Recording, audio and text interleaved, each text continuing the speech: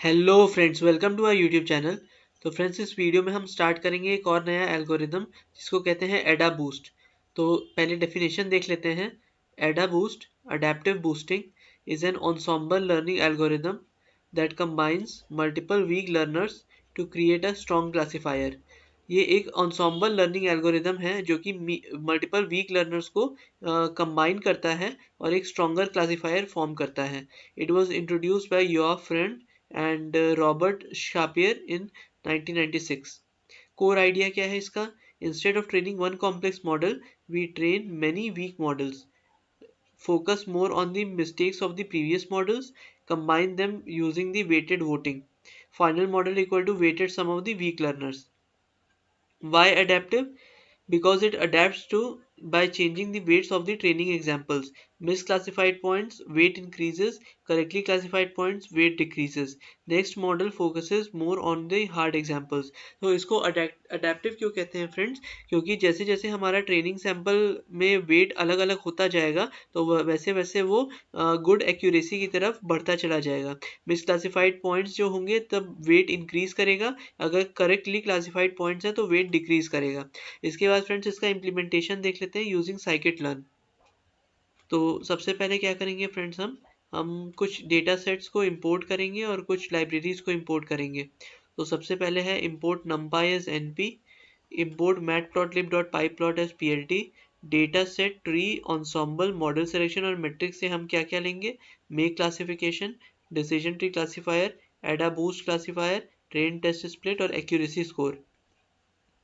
अब synthetic data sets जो हम बनाएंगे फ्रेंड्स वो कुछ इस प्रकार का होगा। x, y equal to make classification, n samples equal to 500, n features equal to 2, n redundant equal to 0, n informative equals to 2, n clusters per class is 1 and random state is again 42। तो जहाँ जहाँ भी y की value 0, -1 या 1 होगी उसको हम y से डिनोट कर देंगे।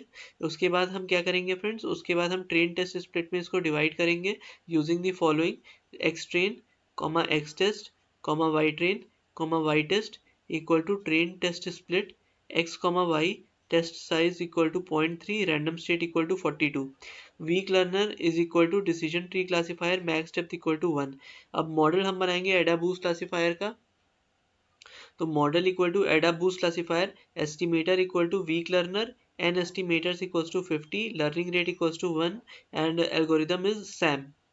मॉडल डॉट फिट करेंगे एक्स ट्रेन और वाई ट्रेन से तो एक मॉडल हो जाएगा हमारा जो कि डिसीजन ट्री क्लासीफायर के फॉर्म में हमें मिलेगा। अब इसके बाद मॉडल से प्रेडिक्शन करवाना है तो उसके लिए हम फॉलोइंग कोड यूज करेंगे: y pred equal to model dot predict x test, accuracy equal to accuracy score y test y pred, print कर देंगे एक्यूरेसी को। अब डिसीजन बाउंड्री हमें प्लॉट करना है तो हम एक्स मिन एक्स मैक्स, वाई मिन वाई मैक्स को हम इनिशियली लेंगे, एक मैश ग्रिड बनाएंगे, उसके बाद उसको प्लॉट करेंगे। तो प्लॉट करने पे हमारा डेटा कुछ इस तरीके से आएगा जो कि डिसीजन बाउंड्री को कहेगा। यहाँ पे हमारा जो येलो है वो ए क्लास का है और जो बाकी ग्रीन या ब्लैक है वो दूसरे क्लास को बिलोंग करता है। अब अगर हम एडा बूस्ट ट्रेनिंग एल्गोरिदम को कोड करना चाहें तो इंटरनली क्या हेल्प करता है उसको देख लेते हैं। def Ada boost train x, y, t equals to 10, n equals to length of y, w equals to np dot ones n। तो हम इनिशियलाइज कर देंगे वेट्स को सबसे पहले 1 से। इसके बाद मॉडल्स और अल्फाज को एज अ लिस्ट लेंगे। इसमें हम क्या करेंगे, decision tree classifier max depth equal to 1 डालेंगे और हर एक टेस्ट केस के लिए स्टम्प और स्टम्प डॉट फिट बनाएंगे हम। फिर prediction equals to stump dot predict करेंगे और एरर निकालेंगे np dot sum w into pred not equal to y।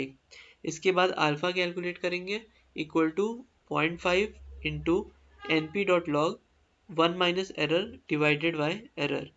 फिर अपडेट करेंगे वेट्स को तो w into equal to np dot exponential minus alpha into y into pred, y w forward slash equal to np dot some of w normalise करने के लिए। फिर models dot append करेंगे stump को और अल्फाज डॉट अपेंड करेंगे alpha को, रिटर्न कर देंगे मॉडल्स और अल्फाज। This shows exactly the error calculation, alpha calculation and weight update. अब अगर हम बात करें पैरामीटर और मीनिंग का, तो पैरामीटर में सबसे पहले आता है एन एस्टिमेटर्स, जो कि बताता है कि कितने वीक लर्नर्स होंगे, मतलब नंबर ऑफ वीक लर्नर्स।